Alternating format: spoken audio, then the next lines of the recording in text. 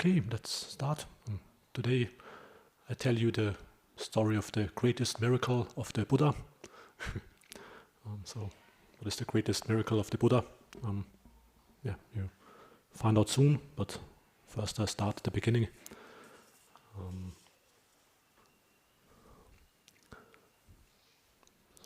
After the Buddha spent his first rain season in the Deer Park near Varanasi, he's sending out his first 60 awakened monk disciples in all directions, so that many people have the opportunity to encounter his teaching and hear it.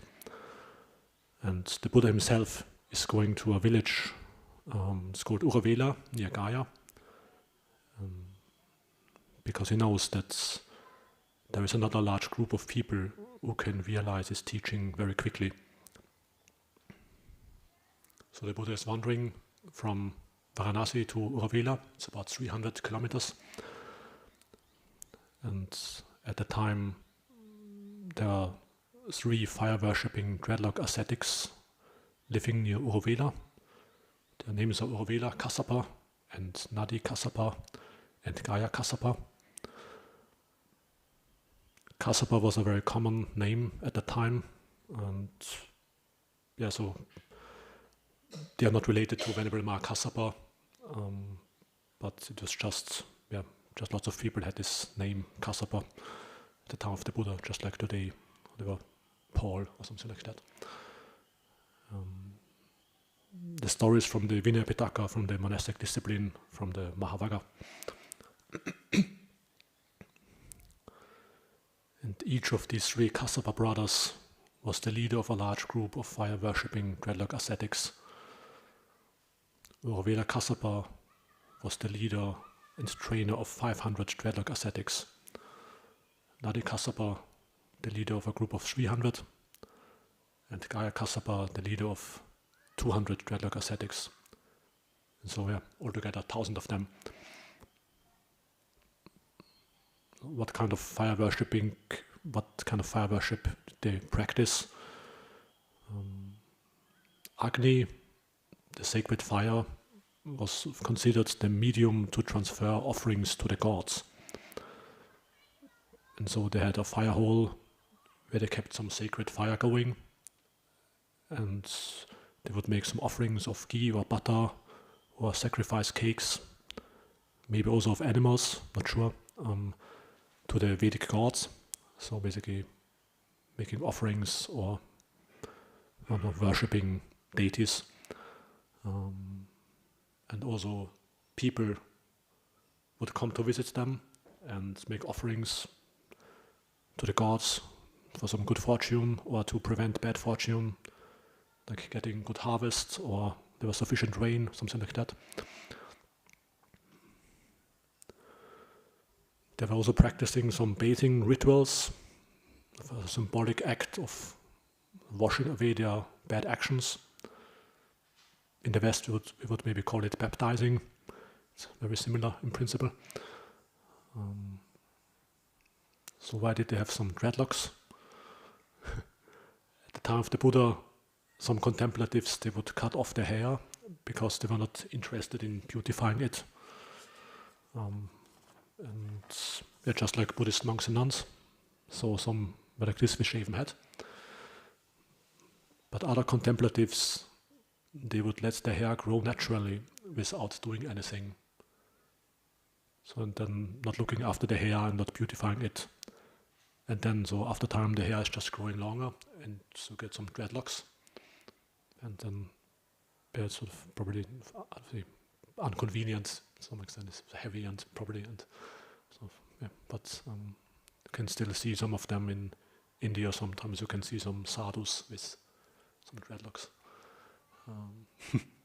But Gaya, even in Gaya, they come still to having some respect for the Buddha. Some of them. Yeah. Yes, it's out of fashion, but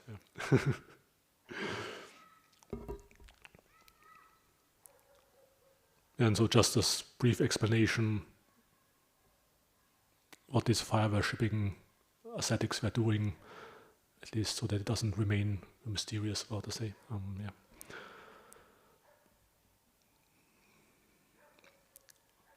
Uruvela Kassapa, the leader of the largest group, 500 disciples.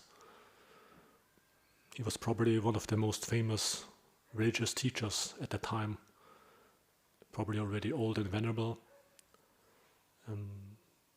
The story in the Vinaya says that sometimes people from the whole country would come for large offerings to him for ceremonies.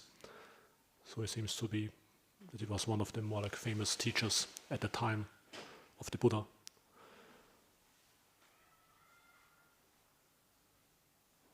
So Uruvela Kassapa was the leader of a large group, and as it happens, if you have people looking up to you as teacher, then there is this tendency to get very self-confident or even conceited. And gradually, if you have sort of people outside of approving you or sort of looking up to you as someone higher, then naturally there is this tendency to see yourself as higher and better.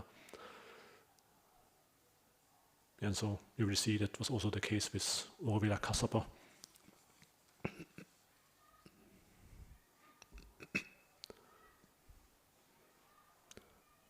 The Buddha arrives at Uruvela and goes to the ashram of Uruvela Kassapa. You have to keep in mind that at that time the Buddha was still completely unknown. He just spent the time after his awakening, the first half year or so, mostly at the Deer Park near Varanasi, instructing the 60 monks.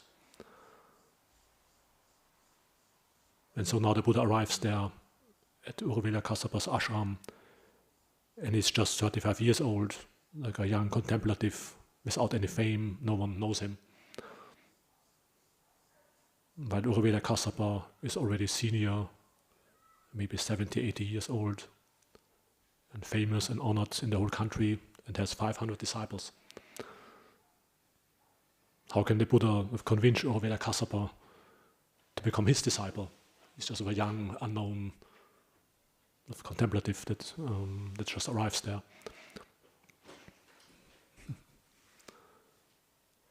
The strategy of the Buddha is to gradually undermine Uruvela Kassapa's superiority conceit by using his psychic powers on various occasions. Then until finally he has to admit that the Buddha has actually superior spiritual power or realization, and he gains faith in him and accepts him as his teacher. So then after Uruvela Kassapa, after the Buddha has arrived, then he is saying to Uruvela Kassapa, if it's not burdensome for you, Kassapa, I would stay for one night in your fire hall. So it's just like, he just comes there as if he just sort of traveling through and just staying for one night.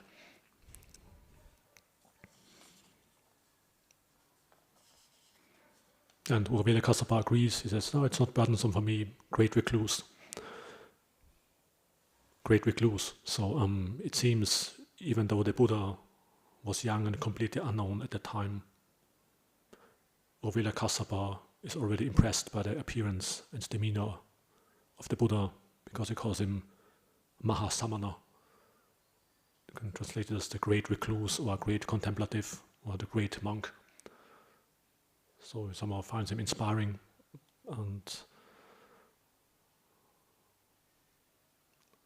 but Uruvela Kassapa warns the Buddha that there is a powerful, fierce Naga King living inside the sacred fire hall where he wants to stay, and maybe it's better if he doesn't stay there because it might harm him.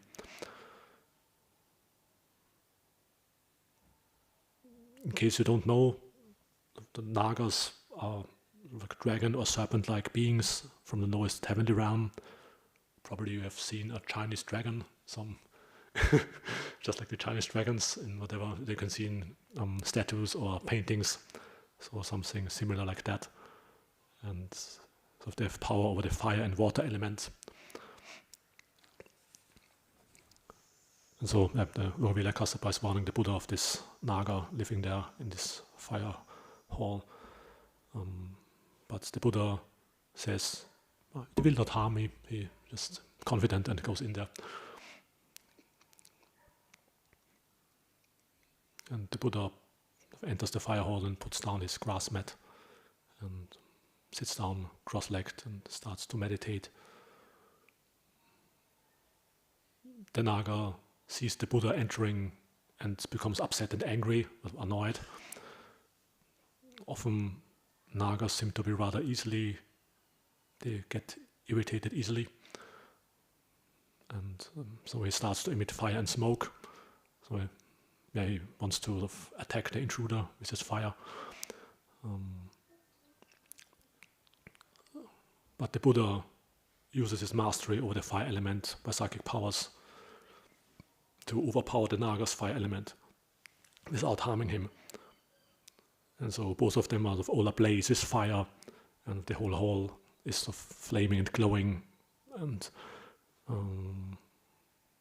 meanwhile, the dreadlocked ascetics are standing outside and watching what's happening. So seeing the fire hall and seeing this sort of light and fire shooting out there, and watching and thinking, the handsome great recluse is being harmed by the Naga, so they think he's getting roasted now. But they actually can't see what's going on inside, so they're just watching the fire shooting out, and but don't know what's going on.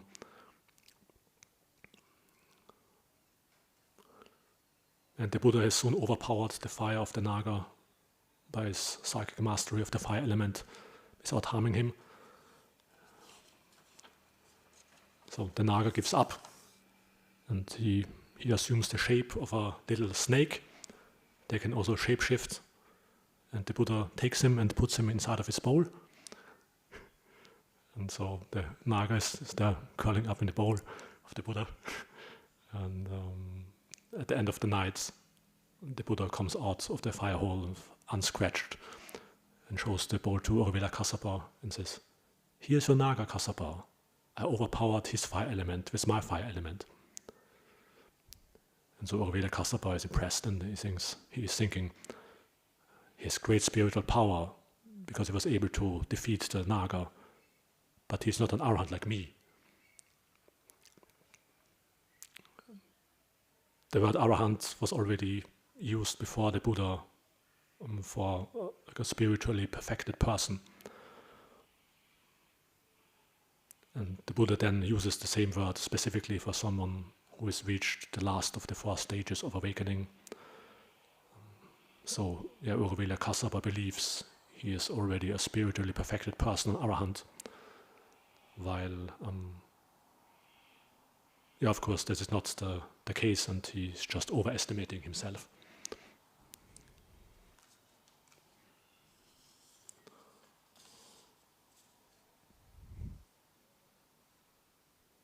Nevertheless, Uruvela Kassapa thinks he's on the one hand he thinks he's better, but then still he's very impressed by the Buddha, and he says, "Stay right here, great contemplative. I'll provide you with regular meals." So on the one hand, he doesn't want to admit that the Buddha is more impressive, but on the other hand, he's already becoming his personal supporter and providing him his food. So he's sort of divided. On the one hand impressed, but on the other hand he doesn't want to admit that the Buddha has a greater spiritual realization than him. And so then the Buddha stays in a forest grove close to the ashram of Uruvela Kassapa.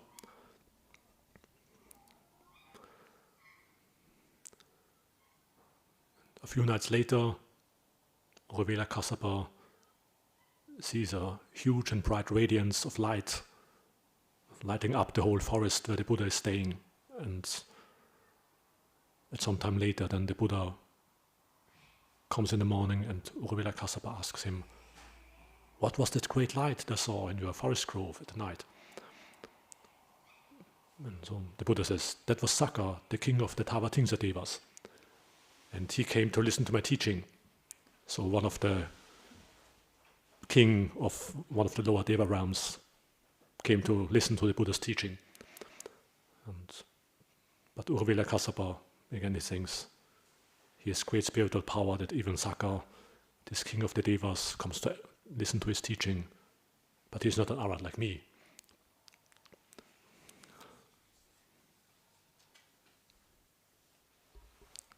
A few days later, at night again, Uruvela Kassapa is a bright radiance in the forest grove of the Buddha, which is even brighter and more refined than the one he saw previously. And Uruvela Kassapa then later asked him again, "What was that radiance that I saw at night?" "That was Brahma Sahampati. He came to listen to my teaching, Kassapa." And so again, Uruvela Kassapa thinks, he has great spiritual power because even Brahma Sahampati comes to listen to his teaching. But he's not an arhat like me.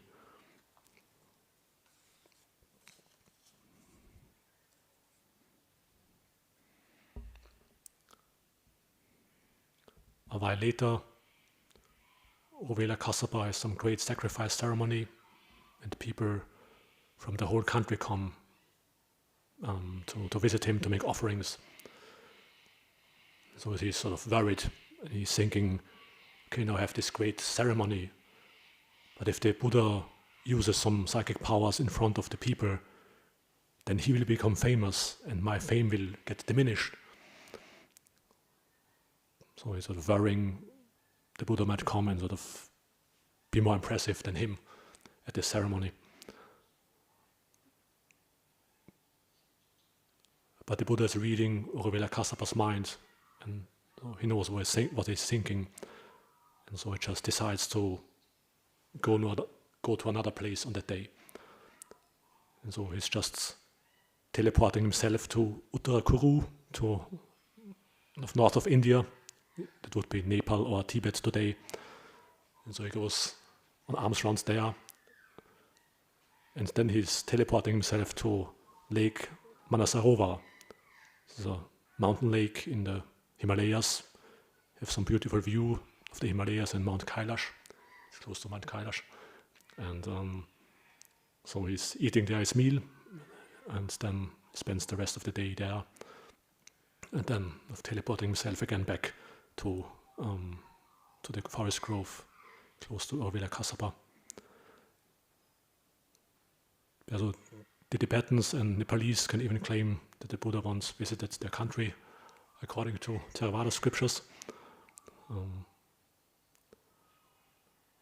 Buddhism only arrived in Tibet much later, more than 1,000 years after the Buddha.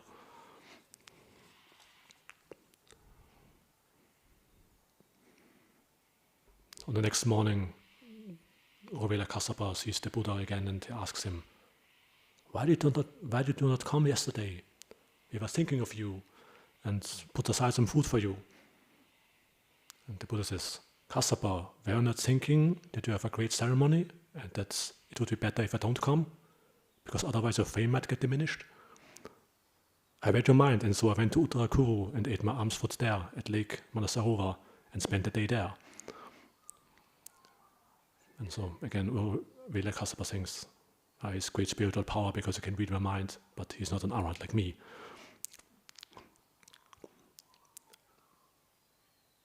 And so it continues for several weeks like that, ongoing, various occasions, the Buddha using his psychic powers. And on the one hand, Uruvela Kassapa is very impressed by the Buddha, but on the other hand, he is unable to accept the Buddha as his teacher and sort of admit that the Buddha is greater than him.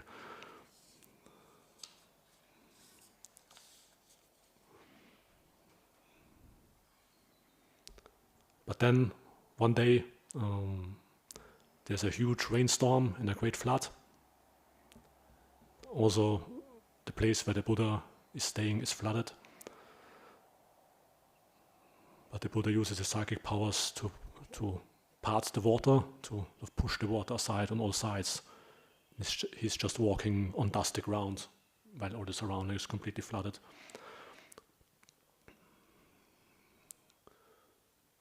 Uruvela Kassapa is worried that the Buddha might get carried away by the flood.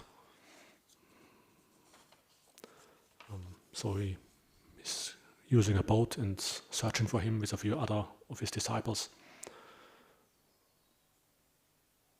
And so as he's searching for the Buddha, then finally he sees them sort of surrounded by the water, and everything around him is completely flooded. And Uruvela Kassapa is happy, and he says, here you are, great contemplative. The Buddha says, here I am, Kassapa. And he's flying up in the air and landing in the boat in front of Uruvela Kassapa. And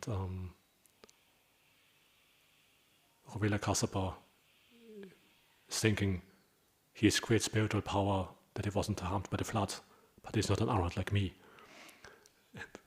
And the Buddha knows what he's thinking, and the Buddha thinks, for a long time this foolish man kept on thinking he has great spiritual power, but he's not an arhat like me.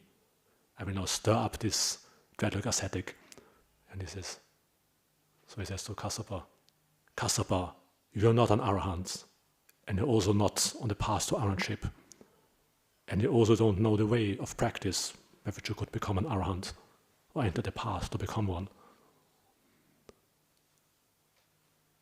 And so when the Buddha says that, then finally his superiority conceit is smashed to pieces, and he bows to the feet of the Buddha and asks to become a monk and his disciple.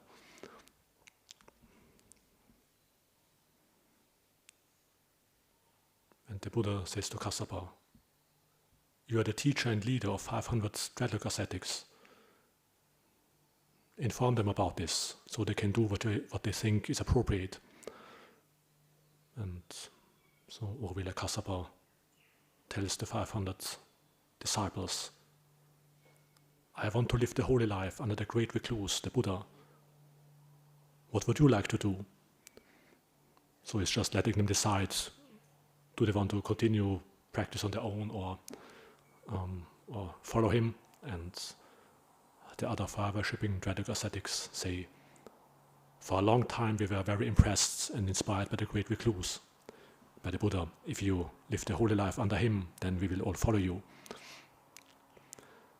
And then so Uruvela Kassapa and the 500 ascetics are all cutting off the dreadlocks and throwing them into the river with the ritual vessels and the fire-worshipping gear. And the whole mess of entangled dreadlocks and fire-worshipping gear and ritual vessels gets washed away by the great flood.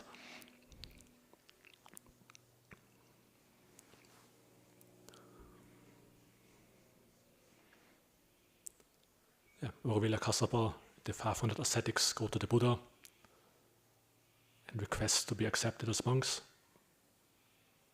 And so the Buddha ordains them by saying, come monks, well taught is the Dhamma, live the holy life to make an end to suffering.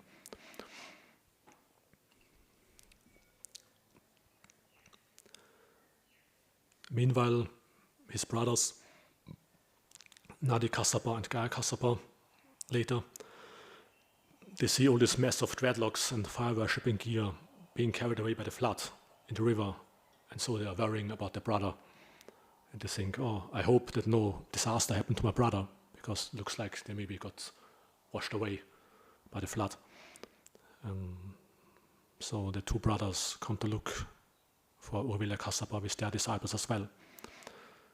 And when they hear that their brother and his disciples all became Buddhist monks, they also all cut off their dreadlocks and throw them away and their fire-worshipping gear into the river and become monks as well.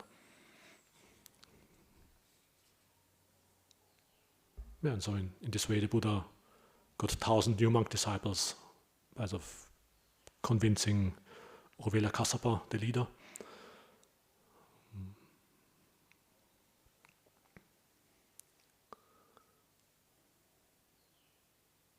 And the Buddha has used his psychic powers to show the fire-worshipping ascetics all these miracles, but they haven't seen the greatest miracle of the Buddha yet. But now the Buddha is leading the 1,000 former ascetics up to a hill a few kilometers away called Gayasisa, to show them the greatest miracle, the miracle of instruction or teaching. And so, if someone sees some psychic powers, then he can believe it, or then we can believe that this teacher is awakened, or maybe like a messenger of God, or something like that. But at the end, it remains just a belief, and also one might again doubt it. Or it might be just a trick. But with the miracle of instruction, then you can lead another person to realize the truth. That he can realize the truth for himself and see for himself.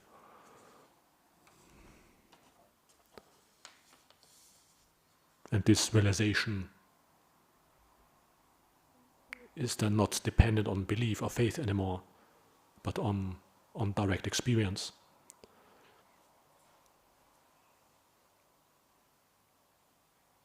And so this miracle of instruction, of teaching others, can lead other people to liberation, to realize the deathless, while the other miracles can't.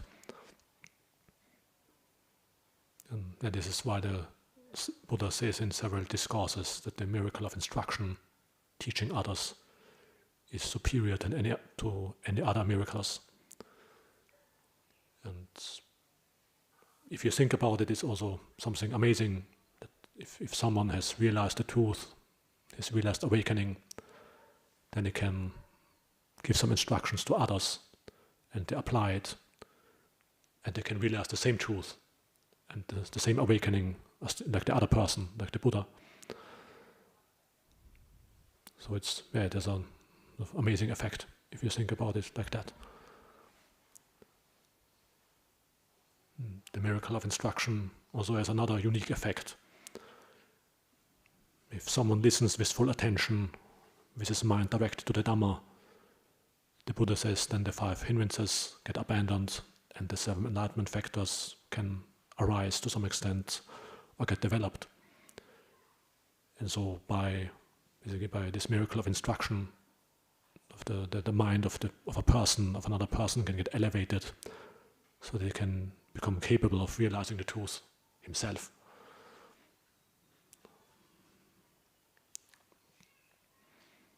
And so that's the significance of what happens at Gaya Sisa. And now the Buddha starts teaching the 1,000 fire worshipping ascetics. Monks, everything is on fire. The eye is on fire. Forms are on fire. Eye consciousness is on fire. Eye contact is on fire. And also all feeling that arises based on eye contact, whether pleasant, unpleasant or neutral, that is also on fire. On fire with what? It is on fire with desire, aversion and delusion. It is on fire with birth, aging and death, with sorrow, lamentation, pain, grief and despair. The ear is on fire and sounds are on fire. The nose is on fire and odors are on fire. The tongue is on fire and tastes are on fire. The body is on fire and tactile sensations are on fire. The mind is on fire, mental phenomena are on fire. Mind consciousness is on fire. Mind contact is on fire. And also all feeling that arises with mind contact is condition is on fire. Whether pleasant, unpleasant or neutral. On fire with what? It is on fire with desire, aversion and delusion. It is on fire with birth, aging and death, with sorrow, lamentation, pain, grief and despair. And then he says, seeing thus the noble disciple who has heard the teaching becomes disenchanted with the eye, disenchanted with forms, disenchanted with eye consciousness, with eye contact, and with whatever feeling arises based on eye contact, whether pleasant, unpleasant or neutral. He becomes disenchanted with the ear and sounds, with the nose and odors, with the tongue and tastes, with the body and tactile sensations, with the mind, mental phenomena, mind consciousness, mind contact, and also all feeling that arises with mind contact is condition.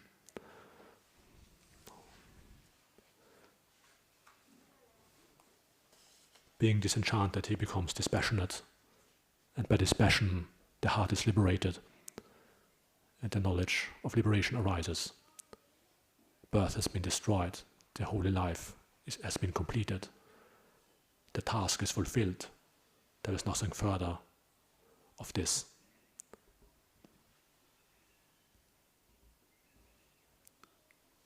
And in this case, the great miracle of instruction of the Buddha is very successful and impressive, because while the 1,000 fire-worshipping ascetics listen to the fire sermon, their hearts become liberated by non-clinging, and they realize complete awakening and become arahants.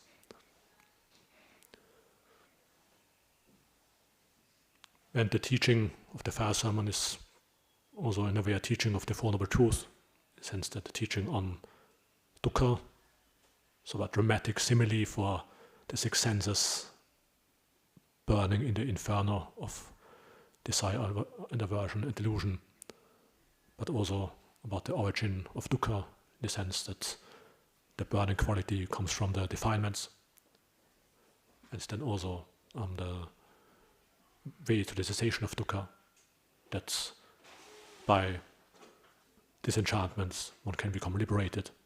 So it's in a way a variation on the Four Noble Truths, or exposition on the Four Noble Truths as well.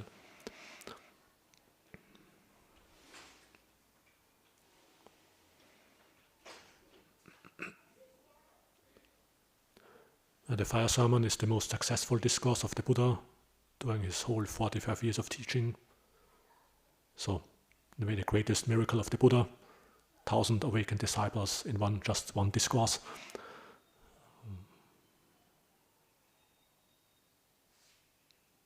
Because the Buddha is deliberately seeking out those people who understand the Dhamma most quickly.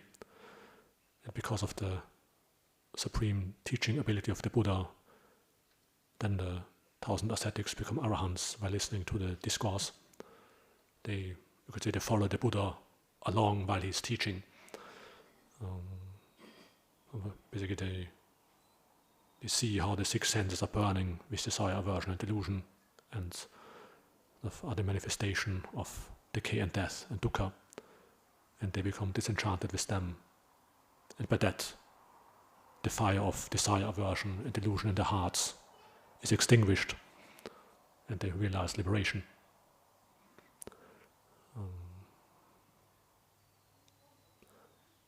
However, for us it won't happen spontaneously like this, but we have to practice to develop in this direction.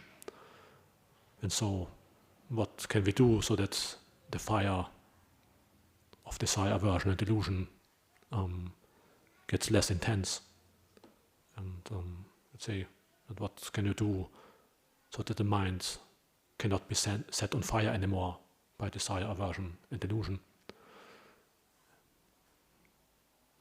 And maybe there's a way of practice so that the mind can never be set on fire again.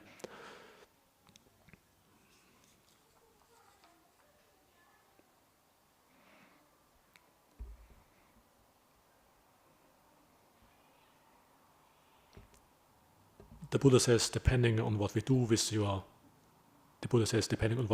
mind, this potential of the mind to burn can get stronger or it can get weaker. And this potential of the mind to burn, of how easily your mind can be set on fire, you could say, is called asava in Pali, often translated as taints. But it doesn't really explain much what that actually is.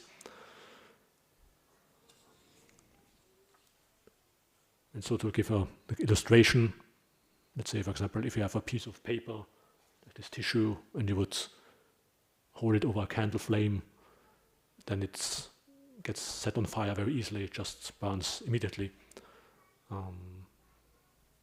While if I would try to burn this cup, it would be very difficult to get it burning. So if you imagine you try to light a fire stove by a heap of cups, it's sort of a difficult task. It will just, maybe it will sort of smolder, get sort of black, but it will not really burn very well.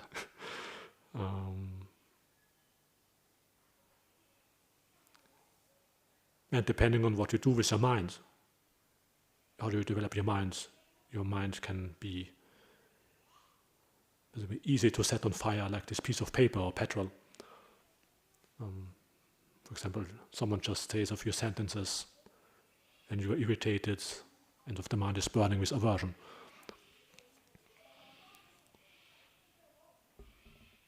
Or if you develop the mind, your mind can be like this cup, for example, which is very difficult to set on fire. And for example, even if someone is very aggressive, maybe not much aversion arises.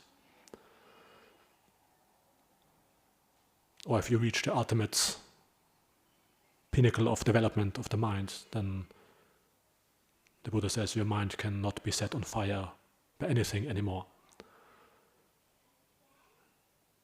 And so it has this complete peace, just like the mind of the 1,000 fire-worshipping ascetics after the fire sermon.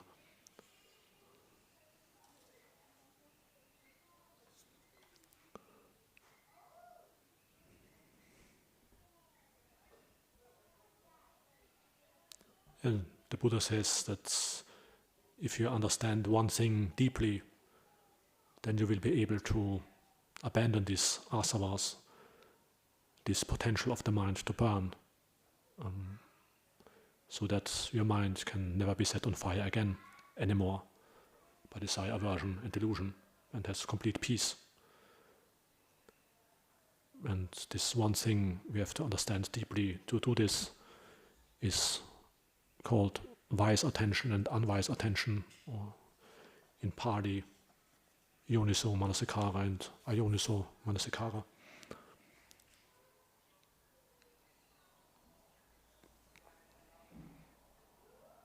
To this Pali word manasikara, so composite manas and karoti. The manas, the mind, and karoti, to do. The word manasikara is sometimes used in everyday language as well. So before the Buddha gives a Dhamma talk, then he says, Sadhu kang manasikarota basis samiti. So pay good attention, I will speak. So in this general sense, for example, it's used to pay attention, manasikara. But in the more general sense, then literally it means basically doing something with the mind, or like a mental action, or applying the mind to something, directing the mind to something, or of how you relate to your experience, or how you look at your experience.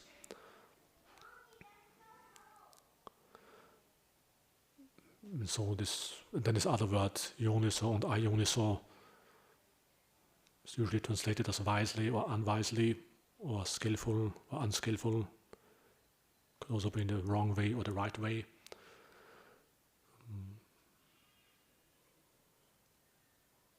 Let's say, I think a similar simile is given by the Buddha. For example, say you want to get sesame oil. You have sort of an oil press where you squeeze the sesame seeds. And then if you put sesame seeds into it, then you can actually squeeze the oil out. But if you put water into it, then it won't be the right way to get sesame oil. So it would be an example in Pali language where they use these words yoniso and ayoniso, so like in the wrong way or in the right way.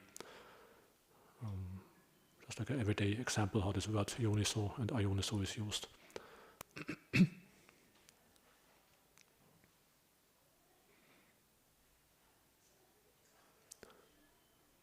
Sometimes the Buddha talks about one quality which is of greatest importance for Dhamma practice. And the two most frequently mentioned are diligence, apamada, and yoniso manasikara, this wise attention. So he talks about it regularly. And he says that just like the dawn is the forerunner of the sun, so too is yoniso manasikara, wise attention, the forerunner of the 7 enlightenment factors and the Noble Eightfold Path. And this wise attention is also one of the 4 factors that leads to stream entry, to realizing the Dhamma. So it's an important quality.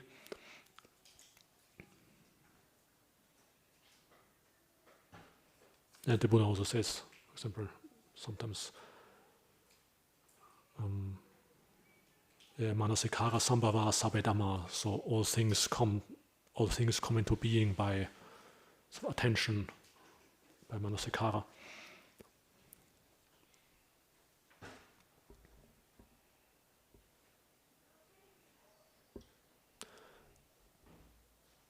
One could say, depending on how far you have developed your mind, then there are different levels of wise attention, from the most basic to more profound. I think on a basic level it's not so difficult to notice this phenomena of wise attention or unwise attention. You can actually observe it so very easily. Let's say after this talk, if you drive home in your car, then you can direct the mind to some memories. And if you direct your mind to some memories, then maybe some regret comes up, or some sadness. Or on the other hand, if you direct the mind to other memories, then maybe some gratitude comes up, or some sympathetic joy comes up.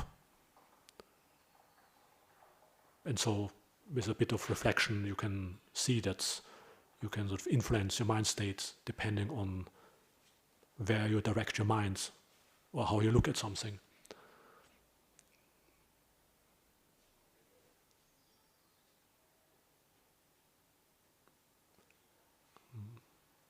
So in his discourses, the Buddha gives various examples for that, and sort of how troublesome mind states arise if you direct unwise attention to different things. And on the other hand, how various beneficial mind states arise if you direct wise attention to different things.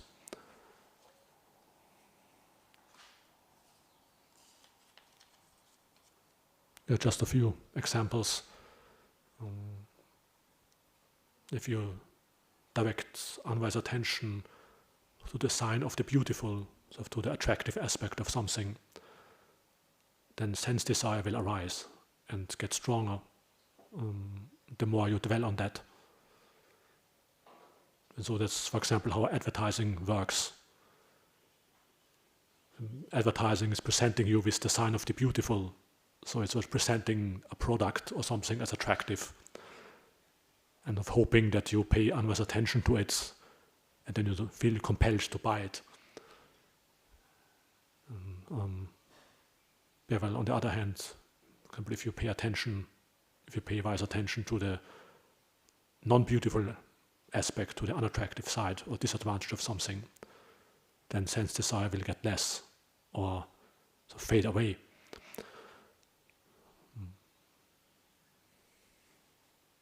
Another example of directing unwise attention to the sign of resistance, or something which is unpleasant, then aversion arises. So if your intention is meeting with an obstacle,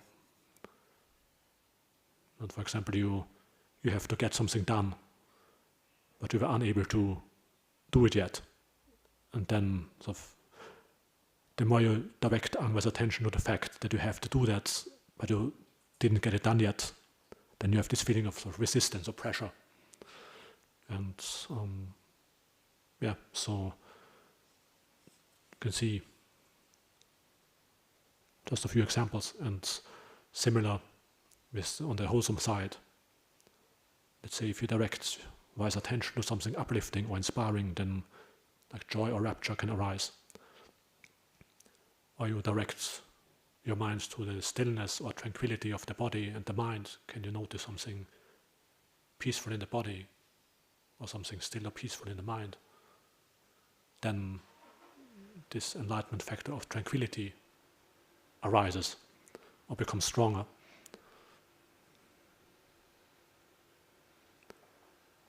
Or if you direct wise attention to the Buddha calls it the sign of singleness and non-dispersal, then samadhi will arise. Means if you direct your attention away from diversity and stay with one theme like the breath or metta, then your mind will become less diversified and more as one.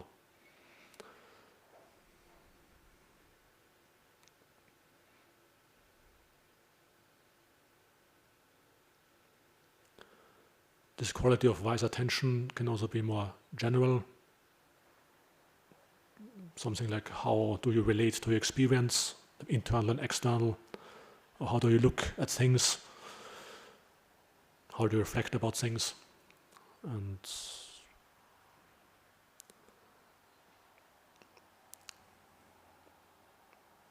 the Buddha says, for example, if you ask what will lead to your long-time happiness and welfare when you do it, and what will lead to your long-term harm and suffering when you do it, that will lead to wisdom, to deeper understanding of your mind and life. And there are different elements to it.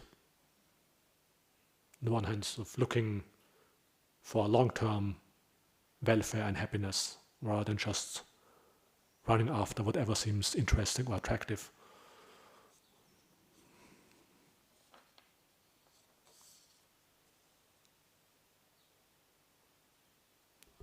Yeah, it also directs your mind to your actions.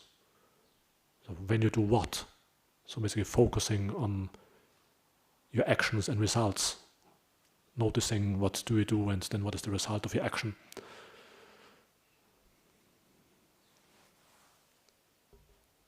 Then also the power of your own action. So what you do is crucial for your happiness or unhappiness that you will experience, in the sense that your actions can make a difference where life is going, in this life and future lives.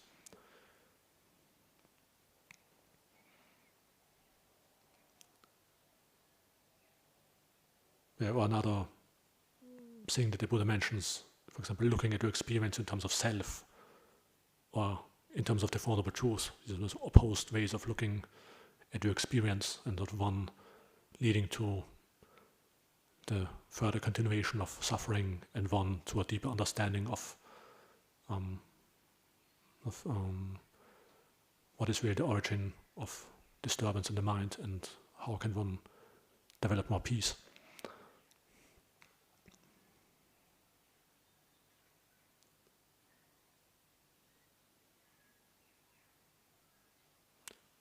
Another important principle of wise attention and unwise attention,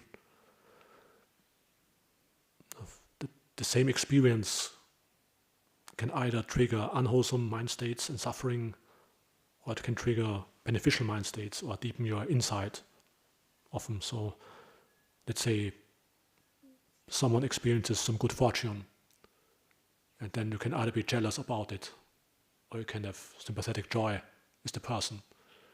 And the external event is exactly the same, but it just depends how you sort of look at it or how you relate to it.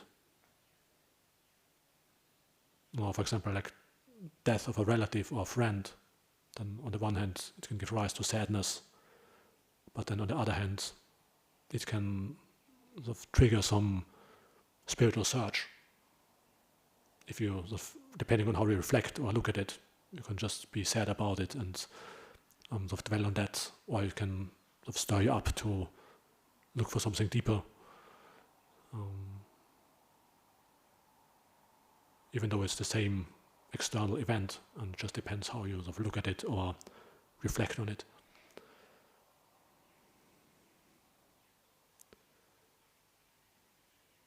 Yeah, so a few examples how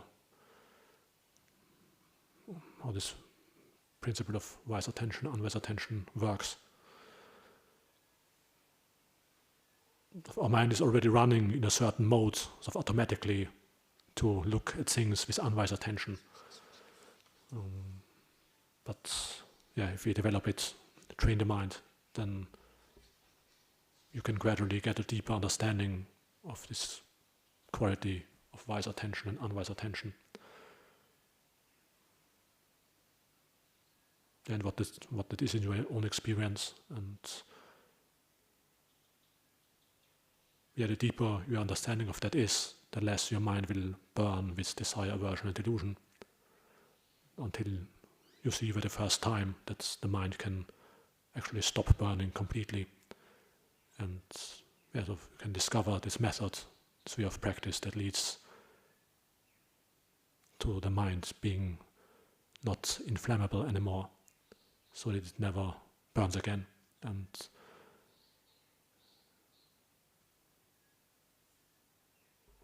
just like the peace of these 1,000 fire-worshipping ascetics that they realized after the fire sermon. So if you apply these instructions of the Buddha about wise attention and unwise attention, then you can experience the result of this great miracle yourself.